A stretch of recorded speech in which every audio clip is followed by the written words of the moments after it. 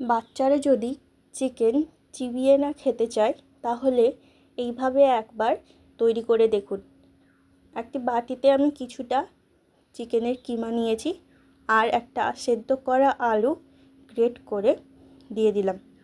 দেব great করে রাখা কিছুটা গাজর, 2 কোয়া মতো রসুন ছোট ছোট করে কুচি করেছিলাম দিয়ে দিয়েছি।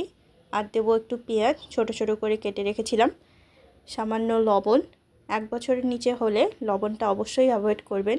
দিলাম কিছুটা পরিমাণে জিরের গুঁড়ো, হলুদ গুঁড়ো আর সামান্য পরিমাণে গোলমরিচের গুঁড়ো। একটুখানি অলিভ অয়েল দিয়ে সব কিছু ভালোভাবে মিশিয়ে আমি ছোট ছোট টিক্কার মতো করে নেব। এবার একটু তাওয়া গরম করে তাতে সামান্য পরিমাণে তেল দেওয়ার পর টিক্কাগুলো দিয়ে একটু ঢাকনা দিয়ে উল্টে পাল্টে 10 থেকে 15 মিনিট রান্না করে নিলেই টিক্কাগুলো একদম রেডি হয়ে যাবে। আপনারা চাইলে মাইক্রো ওভেনেও করতে পারেন।